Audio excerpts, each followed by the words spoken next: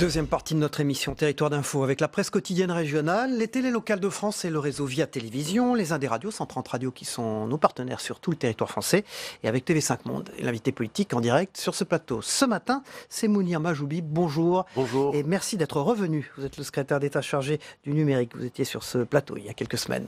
Pour vous interroger à mes côtés, Marcelo Westfred du Figaro pour Public Sénat. Bonjour Marcelo. Bonjour. Et bonjour Pascal Jalabert du groupe EBRA. Vous représentez le Progrès de Lyon ce matin sur ce plateau. La presse quotidienne régionale qui retransmettra votre interview sur ses sites vidéo à partir de 10h ce matin.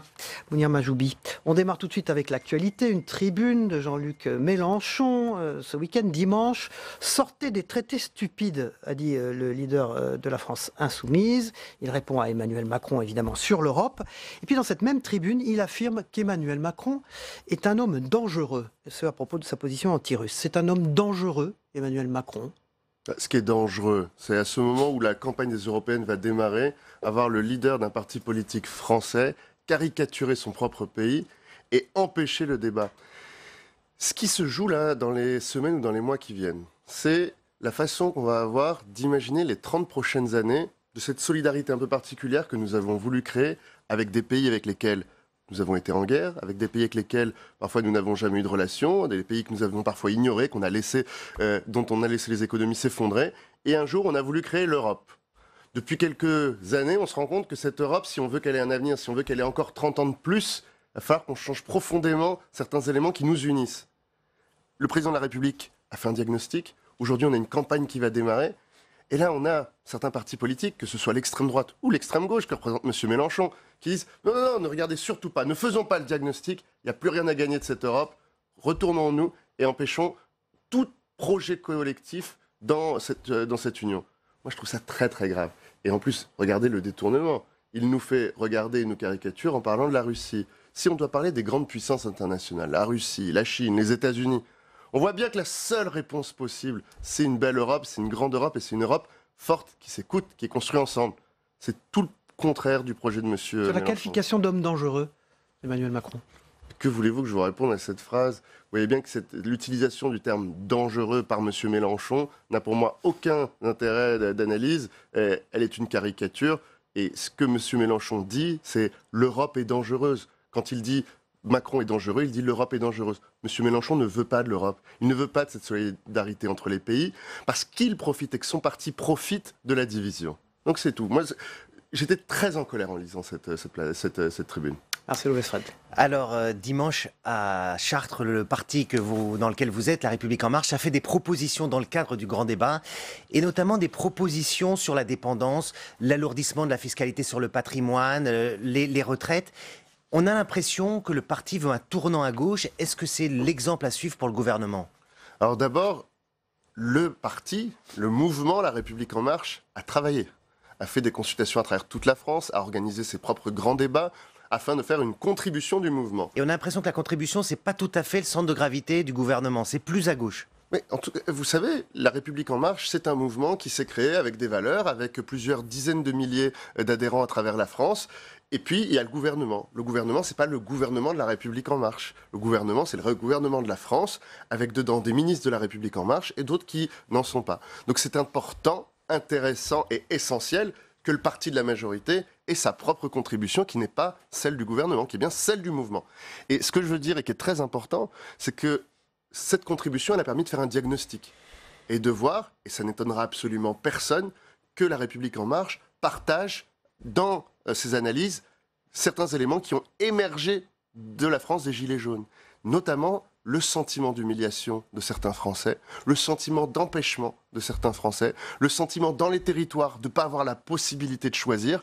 Et c'est pour ça que toutes les propositions que vous voyez, elles sont des réponses à cela. Vous dites c'est de gauche, vous dites c'est social, c'est surtout la réalité aujourd'hui d'un sentiment des Français qui s'est beaucoup exprimé dans la rue, qui s'est beaucoup exprimé dans le grand débat et qui s'exprime aujourd'hui par le premier parti de France qui est La République En Marche. Pascal Jalabert. Oui, alors parmi ce qui a émergé, ce qui est remonté, c'est le rétablissement de l'impôt sur la fortune.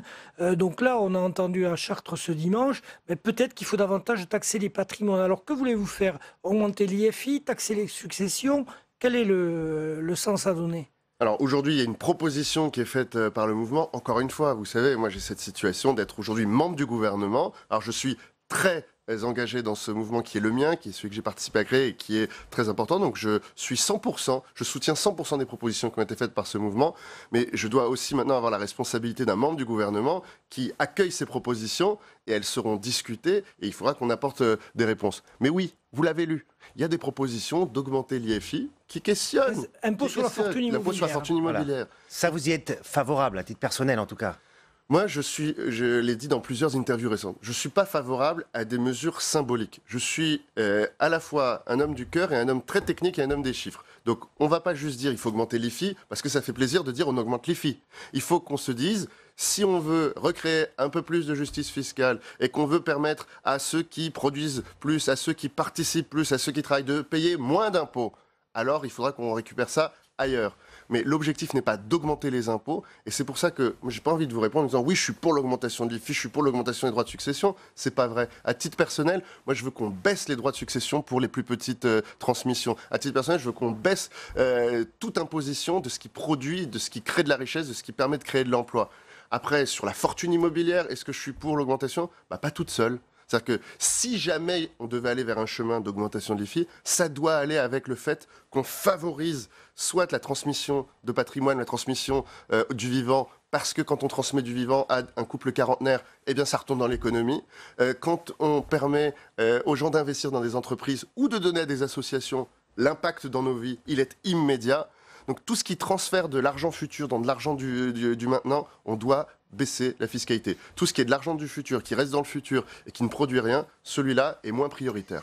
Bon, quand est-ce qu'on arrête le grand débat? Puisqu'il devait se terminer cette semaine, ça se prolonge, il y a des réunions, des conférences citoyennes, et à un moment où il faut gouverner quand même. Alors, je ne vous permets pas de dire que nous avons cessé de gouverner. Il y a beaucoup de projets de loi qui ont été reportés, énormément là. C'est par respect pour les Français. D'accord, mais alors, quand est-ce qu'on arrête le grand débat à un moment? Bien, le grand débat, il doit atterrir. Et on n'atterrit pas de façon brusque. Pour atterrir, il faut qu'on finisse les participations libres telles qu'elles ont lieu. Donc ça, c'est 15 mars. Ensuite, maintenant, il faut des participations thématiques, des participations territoriales. Ça va être l'objet des conférences régionales, ça va être l'objet des conférences thématiques. Et il faut ensuite qu'il y ait des propositions techniques, des vraies. Vous en faites ce matin au Conseil des ministres. Chaque ministre en a fait ces dernières semaines au président et au Premier ministre. Elles seront discutées en partie seulement en Conseil des ministres aujourd'hui. Mais attention, il va falloir faire l'analyse globale de tout ce qui remonte. Donc la phase qui vient là, c'est on lit ensemble le diagnostic. Donc après c'est fini, c'est-à-dire que tout le quinquennat va partir de ce diagnostic, et là on en prend pour 3 ans. Et non, et justement c'est ça qui est très important. Et votre question là, elle est pour moi la question la plus essentielle. Ce grand débat, il a changé quelque chose dans la façon de fonctionner de la démocratie française. On a vu qu'on pouvait faire participer plus d'1 million de Français à un débat sur des questions parfois très complexes. Eh bien ça, et ça fait partie des propositions que je fais, mais que beaucoup d'autres font, il va falloir que cette façon d'impliquer les Français, elle soit la nouvelle norme de la Ve République, la nouvelle norme de notre démocratie. Mais ça veut dire des débats, ça veut dire des façons de participer, des façons de voter, des façons d'influencer le vote, une façon de créer une nouvelle relation entre démocratie représentative, démocratie délibérative, pouvoir exécutif. Donc on ait plus le sentiment, dans cette nouvelle ère d'un nouveau pouvoir, que chaque Français peut changer. Vous proposez le débat permanent, vous, au fond. Permanent. Je suis convaincu, mais c'est pas que je le propose, que c'est la seule façon d'affronter les 30 années qui viennent. Aujourd'hui, les Français sont mieux informés, ils sont mieux diplômés. Est-ce que vous êtes d'accord avec cette proposition d'Anne Hidalgo et de 120 élus socialistes de mettre la question de la privatisation d'Aéroports de Paris dans le grand débat? Aujourd'hui, beaucoup de gens ont mis dans le grand débat cette question d'ADP. Ce que je veux dire votre position. Je vais vous dire ma position. Sur ce sujet de la privatisation, il a été débattu, il est encore débattu au Parlement. Le Sénat a voté contre. Il est débattu au Parlement, donc vous voyez que le Parlement a un rôle à jouer essentiel. L'exécutif a à chaque fois expliqué pourquoi il proposait cette privatisation et pourquoi cet argent nous en avions besoin. C'est pas juste. Donc on le met pas dans le grand débat. L'objectif, ça n'est pas simplement de vendre ou de ne pas vendre. C'est si on vend pas. Où est-ce que vous trouvez l'argent qui permet de financer tout l'engagement de la France sur l'innovation? C'est-à-dire qu'il y a un moment, il ne faut pas oublier qu'on ne vend pas les choses juste de façon idéologique. On le fait parce que nous pensons que ça n'est pas stratégique pour la France de posséder cet objet, et c'est ce qui nous différencie des 120 signataires. Mounir Majoubi. Et c'est ça dont nous avons besoin aujourd'hui pour investir dans l'innovation, pour investir dans l'avenir. Voilà, Mounir Majoubi, secrétaire d'État chargé du numérique, et notre invité politique ce matin. Justement, on passe à la politique. Vous êtes candidat à la candidature à la mairie de Paris. Alors, d'abord, pourquoi être candidat si tôt ? On n'a pas compris pourquoi les investitures sont au mois de juin. Et ensuite, vous êtes fait un peu remonter les bretelles par le Premier ministre quand il vous a convoqué, là. Vous savez, le fait que ce soit vous qui me posiez la question est intéressant. On en avait déjà parlé ensemble sur ce plateau. C'est pour ça que je vous repose qu'il n'y a la rien question. de très nouveau dans cette déclaration. Ah bah si, vous êtes candidat officiellement à la C'était une candidature. grande interview, vous faisiez déjà des propositions. Je vous rappelle que vraiment sur ce plateau même, ensemble, hein, nous en avions parlé il y a quelques semaines. Et le Premier ministre, il vous a Le Premier reproché ministre tout ça ou pas je vais vous dire. Il vous a demandé d'être pleinement à votre tâche. C'est bien, vous faites les questions, Non, les on a- réponses, vous étiez... Non, on suit ce ça. que vous avez dit. On suit ce que vous avez dit. Et ça, je vous remercie de le lire. Écoutez, c'était un secret de Polichinelle, on en parle depuis plusieurs mois. Moi, dans ma vie, il y a deux choses, il y a le numérique et il y a Paris. Il se trouve que le numérique, je l'ai appris grâce à Paris. Il se trouve que je suis né là, j'ai grandi là, je dois tout à cette ville. Et j'avais toujours dit, depuis près d'un an maintenant, que le jour où se posera la question, je serai là. Et ce que je dis aussi dans cette interview, c'est que ce moment, ça n'est pas maintenant. Ce moment, ce sera le mois de juin. Et d'ici là, il y a beaucoup à faire. On a la loi contre les contenus haineux, on a l'atterrissage du G7 numérique qui arrive, où avec tous mes collègues du monde, on va discuter de l'avenir pourquoi du alors numérique. s'être affiché sur tous si ces tôt sujets. Vous n'avez pas répondu à nos questions là. Mais Pourquoi si tôt Investiture en juin, vous pouviez attendre. Je comprends votre question. mois de juin. Parce Ah. qu'il y avait beaucoup de questions, parce que tous les gens se disaient, mais est-ce que il est candidat ou pas? Quand est-ce qu'aura lieu la sélection? J'ai voulu rassurer ceux qui se demandaient si je le serais ou pas, mais j'ai aussi voulu dire à tous les autres que c'était pas le moment. C'est pas le moment d'en parler, c'est pas le moment de débattre. Le moment, ce sera juin, et d'ici là, on a du boulot. Est-ce que c'est pas un peu confortable de dire je reste au gouvernement jusqu'à la décision de la commission d'investiture? Est-ce que vous n'avez pas à prendre votre risque et dire, bah voilà, je veux être candidat, donc je quitte ce gouvernement? Je comprends, mais moi, je vous amène à votre propre responsabilité. Est-ce que vous n'avez pas l'impression que le confort, c'est justement de partir à un moment où on vient de discuter ensemble pendant près de 20 minutes sur l'importance de ce grand débat, sur le fait que ce grand débat, il atterrit que maintenant, qu'on a encore 2 mois pour continuer à dialoguer avec les Français. Je ne sais pas si vous avez suivi ce que je fais depuis le mois de novembre dernier. J'ai traversé la France, traversé tous les territoires, et pas Paris, hein. J'ai fait très peu de choses à Paris. J'ai beaucoup fait partout sur le reste de la France depuis le mois de novembre. Et vous allez me dire, partez, ce serait plus responsable. Le G7 numérique, on va avoir tous mes collègues des 7 premières puissances, plus tous ceux de l'Union européenne, où on va discuter de l'avenir de la régulation du numérique. Comment on reprend la main pour arrêter de subir. Et vous allez me dire, partez maintenant, c'est mieux, c'est plus important. Ce qui est important, c'est de vivre les cycles quand ils sont là. Le cycle d'aujourd'hui, c'est l'atterrissage du grand débat, c'est la régulation du numérique, ce sont les européennes, dont on a dit en introduction que certains ne voulaient pas qu'elles aient lieu, empêcher le débat. Et après, ce sera pareil. Et je serai là après. On va passer la parole à Pascal Jalabert. Oui, alors puisqu'on a parlé numérique, 2 questions sur le numérique. La première, Laetitia Avia va donc déposer cette proposition de loi pour arrêter les contenus haineux. C'est-à-dire, faut-il lever l'anonymat du web? Je suis très clair. Faut-il lever l'anonymat? C'est vrai qu'on en a marre de se faire insulter par des anonymes sur Internet. Première question. Deuxième question, là on est sur la finance. Faut-il taxer les géants du web? Monsieur Camboredon, qui représente les entreprises françaises numériques, dit non, parce que sinon elles ne pourront plus investir. Sur la première question, la loi que va proposer Laetitia Avia, c'est le fruit d'un an de travail avec tous les acteurs. C'est-à-dire qu'avec les associations de victimes, les associations de liberté individuelle sur Internet, avec le Conseil national du numérique, avec les acteurs du numérique eux-mêmes, avec les plateformes elles-mêmes, tous ensemble, on a travaillé, l'exécutif, les parlementaires, pour proposer une solution qui permet de façon opérationnelle et véritable de mettre fin à la haine en ligne. Aujourd'hui, quand il y a de la haine exprimée en ligne, on décide souvent de ni porter plainte, ni de rien faire et de juste subir. Sauf qu'il y en a qui ont dit « stop, assez, il y en a marre ». Et puis notamment certains. Si on regarde la haine antisémite, elle n'a jamais été aussi importante en ligne. Et là, les associations ont dit « on n'en peut plus ». Et donc on a pris notre responsabilité, on a travaillé, on a fait ces propositions. À l'intérieur, il y a quoi?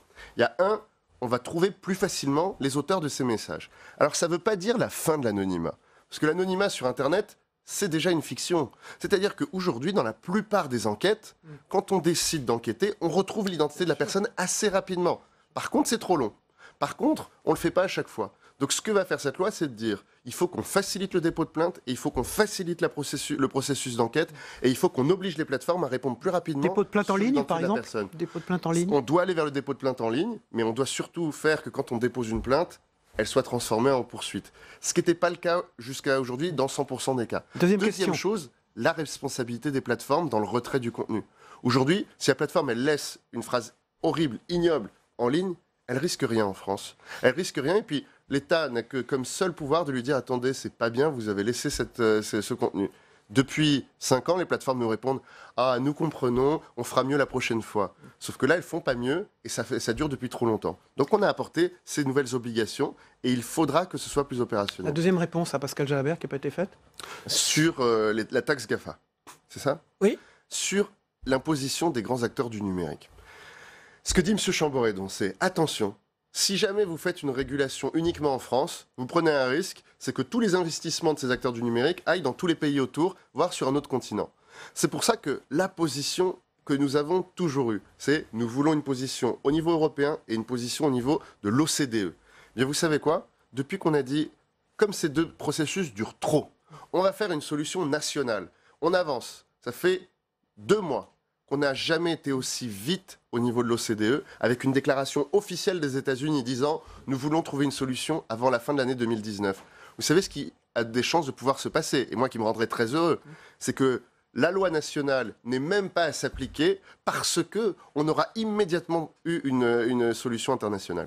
Mounir Majoubi, on a envie de vous entendre sur le énième rebondissement dans l'affaire Benalla, c'est-à-dire qu'on a appris que, par le journal Le Monde, qu'Ismaël Emelien, c'est-à-dire l'Élysée, avait demandé à La République En Marche de mettre en ligne, via un compte Twitter anonyme, des images manifestement illégales de vidéosurveillance, discréditant ceux qui avaient été arrêtés par Alexandre Benalla.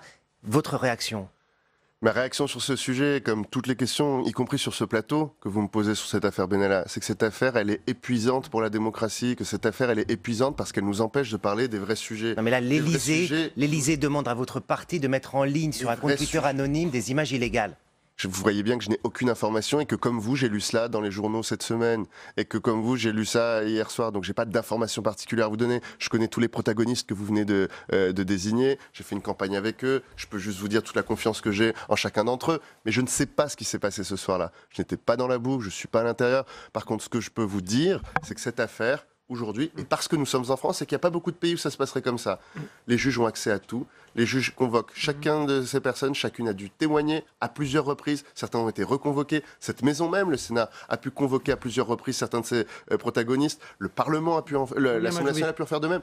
On est dans une démocratie qui fonctionne bien, avec une justice indépendante, qui fait que, j'en suis certain, ils pourront avoir accès à toutes les informations, ils pourront décider ce qu'ils voudront pour chacun des protagonistes. Mounir Majoubi, c'est les 30 ans du web demain. Aujourd'hui, le web est dominé par de grands marchands, au fond, hein, Amazon, Google, etc. Et il n'y a pas eu de lobby du bien commun. Est-ce qu'il n'est pas temps d'instaurer un lobby du bien commun ? Ce qui est certain, c'est qu'il faut un lobby d'un nouveau modèle du web. Donc je vais, cette semaine, publier une tribune qui appelle à la réunion de tous les acteurs qui pensent qu'un autre web est possible et qu'un autre chemin est possible. 30 ans, c'est l'âge de la maturité. Quand le web a été créé, on s'est dit, web, ça veut dire la toile. On oublie souvent. La toile, ça veut dire la connexion entre des sites, entre des serveurs, entre des gens, sans aucune discrimination, ni de continent, ni de profession. Il y avait les ordinateurs des chercheurs, les ordinateurs publics. Et puis, au fur et à mesure du temps, ce modèle de toile complètement déconcentré, il s'est transformé en modèle multiconcentré avec seulement quelques acteurs. Donc la France va pousser à ce que nous crée un web de confiance, une toile de la confiance à travers le monde. Et pour ça, c'est ni le laisser-faire, ni la surrégulation, c'est entre les deux. C'est la régulation intelligente. Mounir Majoubi, secrétaire d'État chargé du numérique, dont on n'a pas compris. On a compris que vous aviez 2 amours, Paris et le web, mais on n'a pas compris dans quel sens vous préfériez... Mais ça va ensemble. Ça va ensemble. Merci. On passe tout de suite au débrief de l'actualité. Merci beaucoup Marcelo Westfred et Pascal Jalabert.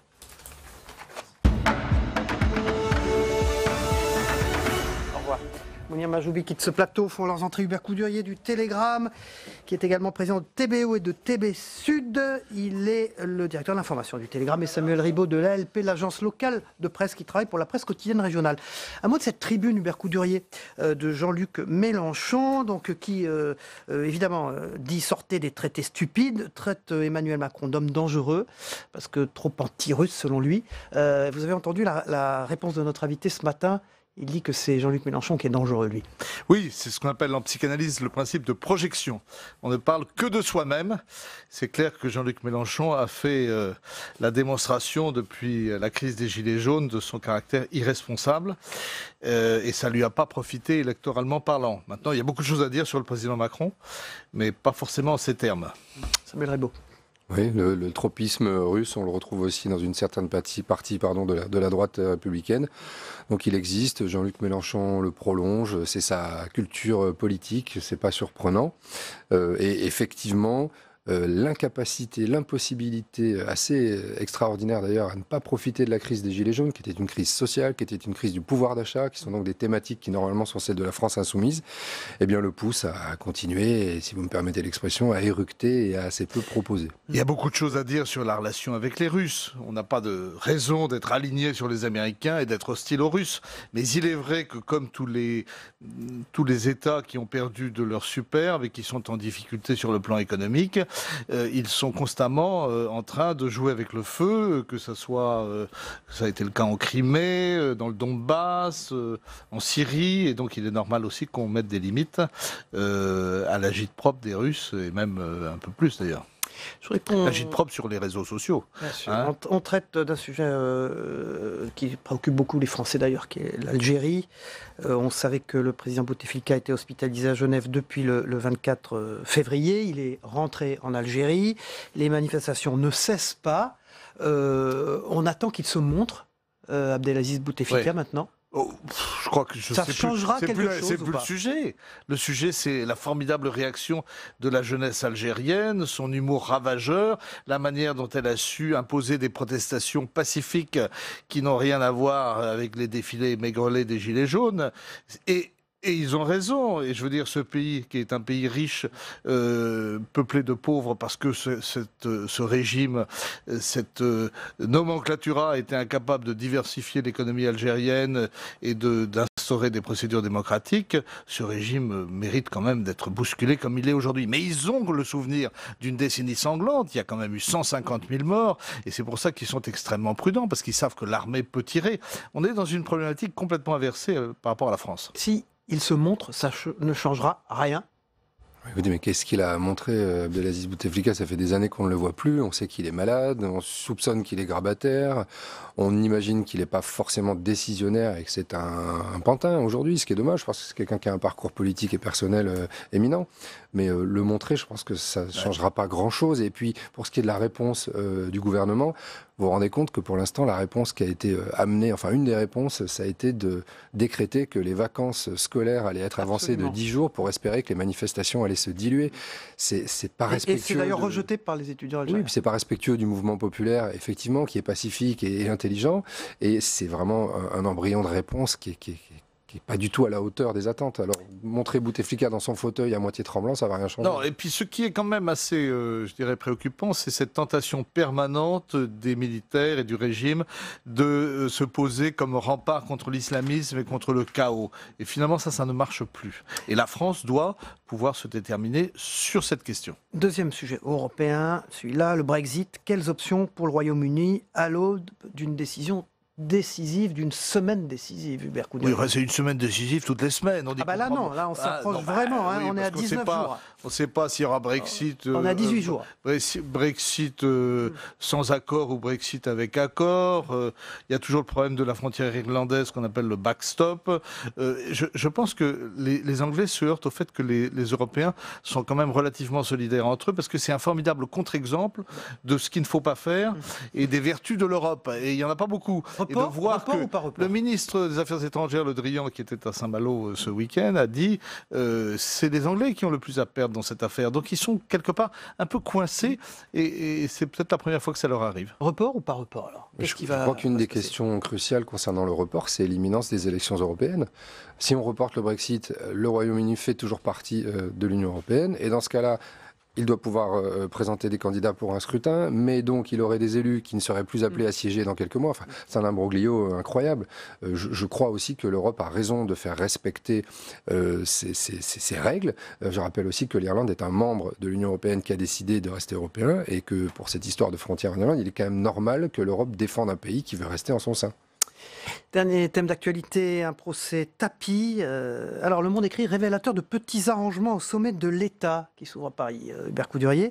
Au fond, c'est un procès dans lequel Bernard Tapie souhaite maintenant faire entendre sa voix et faire reconnaître moi, je crois sa bonne que foi. autant la semaine passée, quand il était sur BFM à propos de ses arrangements sportifs avec l'arbitre, je pense pas qu'il était dans son meilleur rôle et quelque part on le sentait quelque peu menteur. Hein. Mais autant dans cette affaire-là, je ne suis pas sûr que la procédure d'arbitrage qui a été mise en cause soit si critiquable que cela. Crédit Lyonnais, il faut le rappeler aux Voilà, téléspectateurs. et il a obtenu une indemnisation de 400 millions, Adidas a été revendu par le consortium et par le Crédit Lyonnais à un chef d'entreprise. Mais quelque part, ça aurait peut-être coûté encore plus cher s'il n'y avait pas eu cette procédure d'arbitrage.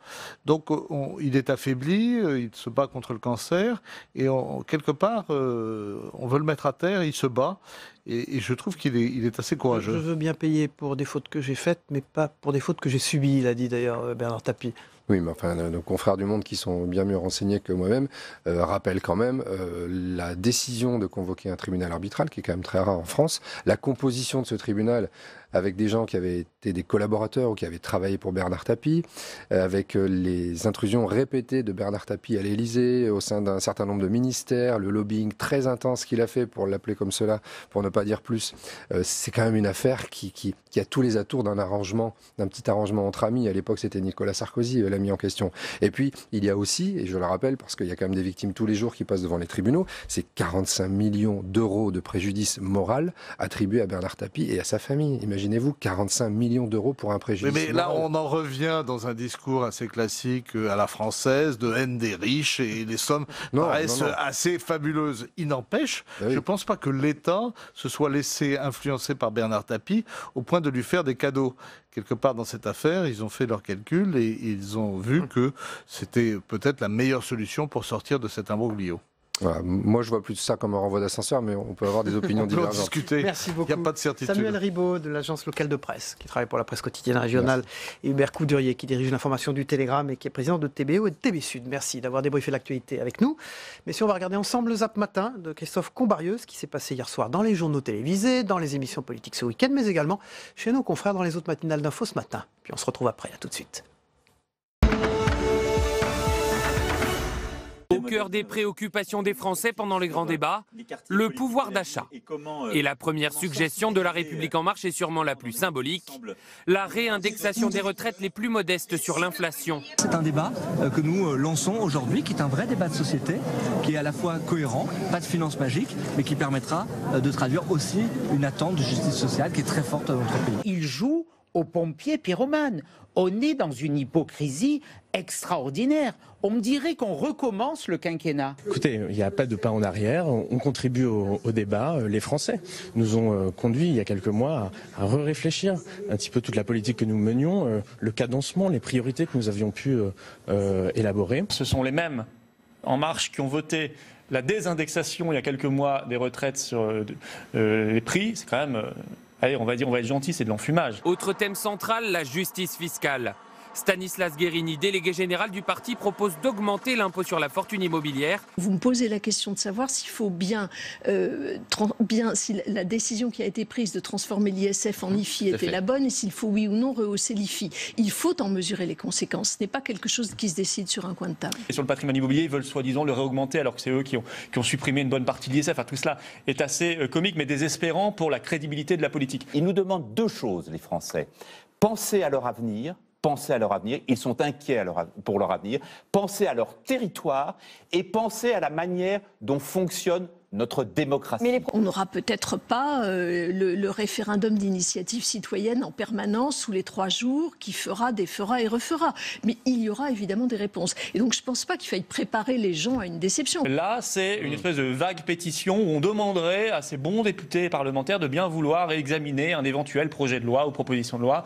Et puis ensuite, c'est eux qui votent. C'est pas ça, un RIC. Or, ils ont essayé de présenter cela comme une initiative citoyenne. C'est faux. Vous avez à la fois la démocratie directe, les citoyens citoyens qui disent à leurs représentants, à leurs élus, nous souhaitons que ce sujet soit mis sur la table et débattu, alors qu'il n'était peut-être pas à l'ordre du jour, et les assemblées qui, elles, vont être obligées de se positionner, de travailler le texte, de l'amender si besoin, de le réfléchir et de le débattre, pourquoi pas aussi de le voter. Ce qui est certain, c'est que quand vous allez faire des grands débats, quand vous allez écouter pendant des heures nos concitoyens, dans la salle, il y a des gens qui veulent faire blanc ou noir. À la fin, nous, il faut qu'on prenne une décision, qu'on fasse un choix. Vous allez faire gris. Et donc peut-être qu'on fera gris, peut-être parfois on fera blanc, peut-être parfois on fera noir. On ne pourra pas dire oui à tout le monde sur tous les sujets. Voilà. Voilà, c'est le générique qui part avant que je dise que c'est l'actualité parlementaire qui se poursuit dans cette émission. Donc tout de suite l'actualité parlementaire avec les titres de cette actualité Saveria, parlementaire et politique d'ailleurs. Bonjour à tous. Le Sénat se penche sur la loi anti-casseurs, un texte contesté qui pourrait être adopté définitivement demain.